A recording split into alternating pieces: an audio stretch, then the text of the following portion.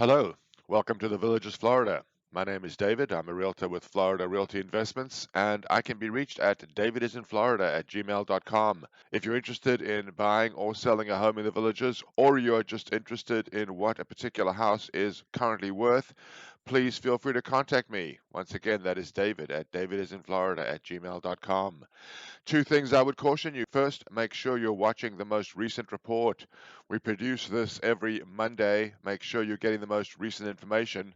The second point to mention is that all of this information is from the multiple listing service. It does not include any properties that are listed on the village's internal VLS, which includes all new homes that are being sold by the villagers. So, with that out of the way, let's begin. This week has good news and bad news, and we're going to start with the bad news. This chart shows us the relationship between median home prices and median incomes, and you can see that the ratio exceeds the high reached even during the 2006 housing bubble, the collapse of which was primarily responsible for the crash of 2008-2009. Even though interest rates over the last week have dropped by 0.1% to around 5.65%, those rates are still dramatically higher than they were even 6, 9 months ago. And the fact that home prices are at an all-time high versus incomes doesn't bode well for real estate nationwide. But there is some good news with the villages itself locally, and let's turn our attention to that now. As we take a look at listings here in the villages, we can see that the number of listings has dipped slightly down to only 215. But this number is very close to the highs that we've been seeing recently. Even though it's lower than last week, it might be premature to say that the number of listings is starting to fall. This table gives us a lot more detail as to what price ranges these listings exist in. For example, this week there are two homes for sale in the $100,000 to $200,000 price range. In the most active price segment, which is $300,000 to $400,000, this week there are 79 homes for sale. Last week there were 84.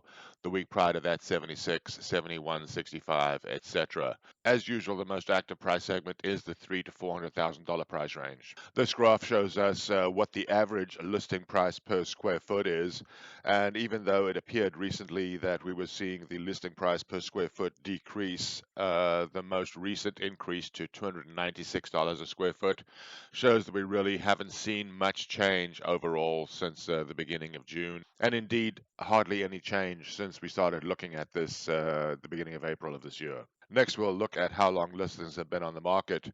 The time that the average listing has been on the market has continued to climb since we began this series at the beginning of April. Currently stands at almost 40 days average for all listings. Next, new listings. Once again, we can see that even though there does seem to be some variability in the number of new listings over each 7-day period, the number of new listings ranges between 25 and 35 new listings in each 7-day period. Looking at new listings in more detail, we can see in what price segments new listings are appearing. This week in the $300,000 to $400,000 price range, there are 8 new listings. Last week there were 15, the week prior to that 14, the week prior to that 15, the week prior to that 8. It's obvious once again that the $300,000 to $500,000 price range is by far the most active price range here in the villages. Next, we look at properties that have sold over the last 7 days. These are properties that have closed. Over the last 3 weeks, there have been barely more than 20 properties that sold each week. The last 7 days saw properties in the price range of $145,000 to $1.3 million close. And in the last 7 days, we've seen 26 properties sold. Let's take a look at these sold properties in more detail. We can examine properties sold by price segment. 12 out of the 26 properties that sold in the last 7 days were between $300,000 and $400,000. The previous 7 days saw 11 properties in that price segment close. Prior to that, 8, 16, and 12. A lot of activity in the $300,000 to $500,000 price range, and not much activity outside of it. If we look at price per square foot on properties that sold, the market seems to be holding fairly steady. Last 7 days saw properties close with an average price per square foot of $264. It is encouraging that this number doesn't seem to be dropping but holding steady. And now we turn our attention to how long properties have stayed on the market for properties that closed over the last 7 days.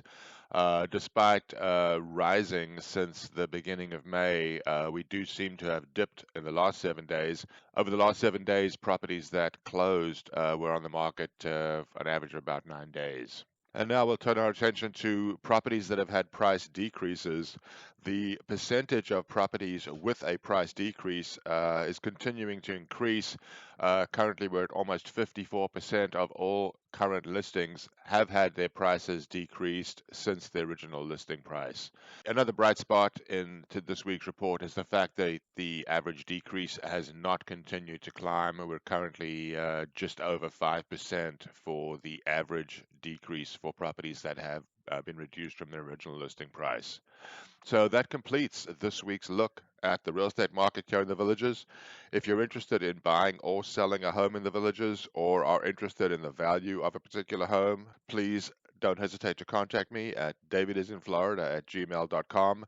I will answer all questions that I receive. If I don't have an answer for you, I will research to find an answer for you. Once again, David at DavidisinFlorida@gmail.com. Hope to hear from you.